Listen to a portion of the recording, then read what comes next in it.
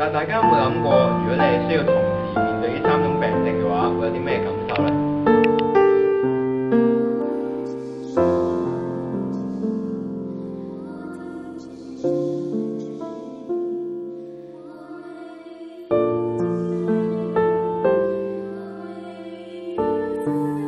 首先，俾我介紹一下呢三種病症先啦。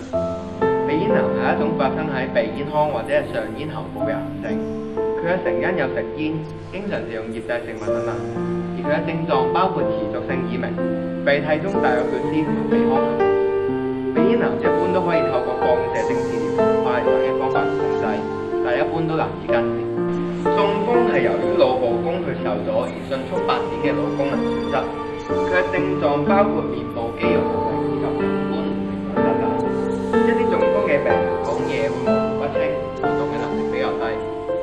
多囊性腎病變係一種遺傳嘅腎病，病患者嘅腎臟會出現好多腫瘤，令到佢哋嘅腎體積增大以及腎功能減退。大概有1/2嘅多囊性腎病變患者伴隨住肝臟病變，非常之嚴重。經上述嘅簡介之後，大家都應該明白呢啲病症嘅嚴重性啦。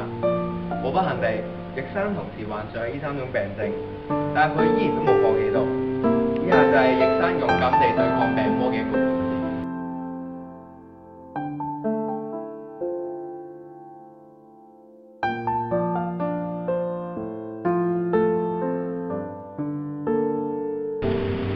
奕生啊，我想問下你咧，你喺有第一種病之前咧，嗰種嘅生活習慣有啲咩習慣啊？喺病之前，我就又好似好正常，淨係嗰陣時嘅工時係18個小時10個鐘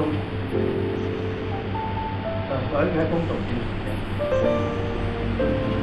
即係你意思係你嘅工作時間嘅咁樣就維持緊咁嘅。咁喺病咗之後咧，咁你嘅生活習慣有啲咩改變？即係退休。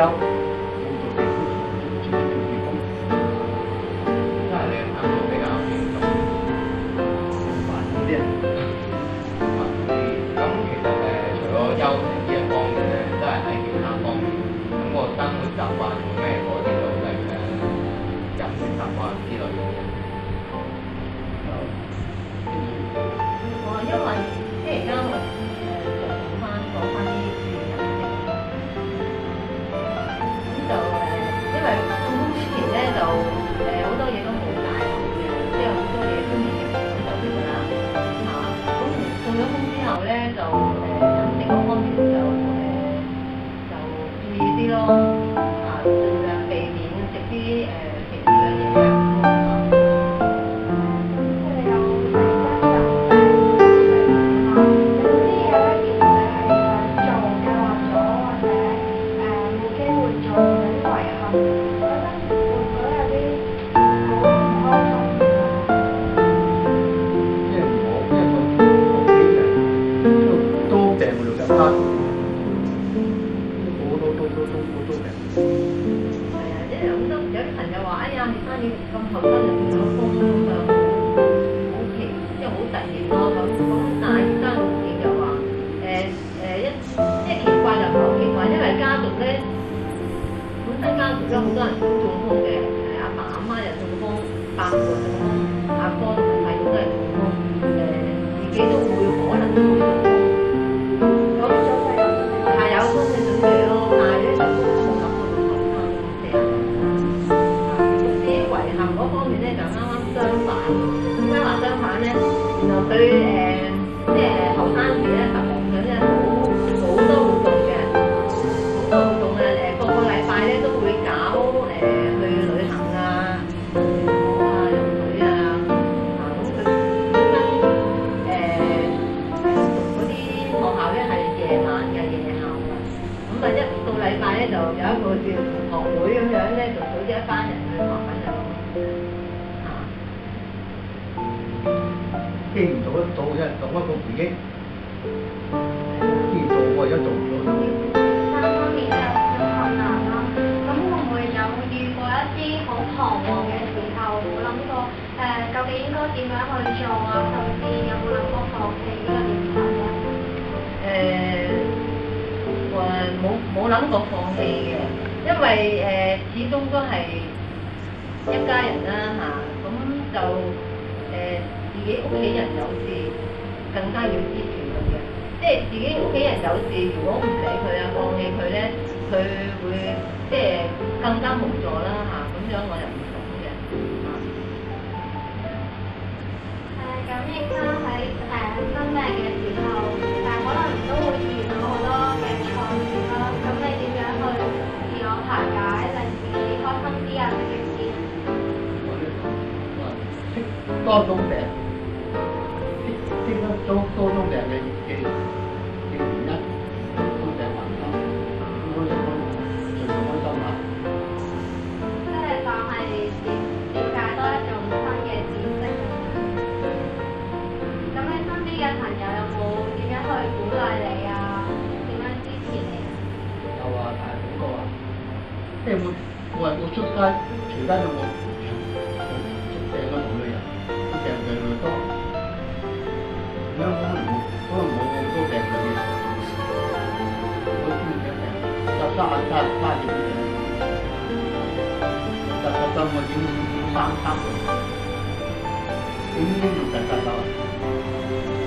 真係癌症、心臟病、中風、肺病、口乜度、我點樣癌症、中風、即係老大三分病有三分。聽你咩得唔到？咁你面對呢啲咁嘅疾病啦，你都採用一個好積極嘅方法啦。好似而家參加咗好多嘅義務工作啊，或者係你手上面嘅一啲報紙，一啲證書參加咗一啲比賽啦。咁其實係有啲咩原動力咧，令到你可以咁積極咁樣去面對呢個社會咧？即係自己就會翻身，都會將嚟業鼓勵而家停一陣，將個例子。第二啲希望我病人嘅例子，希望呢個家屬嘅例子，希望其他病人嘅家屬作為義工，出門例子。因為我人生嘅順遂與無常，從來都唔由人去控制，但係呢啲都唔係最重要，重要嘅係你點樣去面對呢啲挫折。困難就好似一把火咁，既可以令到你嘅意志燒得更堅，亦都可以將你嘅意志燒成粉末。成功與否就在於你如何去面對困難。喺易生身上雖然發生咗好多不幸嘅事，但係易生都可以能勇敢咁去面對，嗰一種嘅堅毅同埋樂觀，正正係好多人需要但係缺少嘅。我哋應該珍惜生命，珍惜而家所擁有嘅嘢。少少嘅挫折只係人生嘅一部分，最重要嘅係你點樣去跨越呢啲難關，將曾經嘅挫折變成人生入面精彩嘅一段回憶。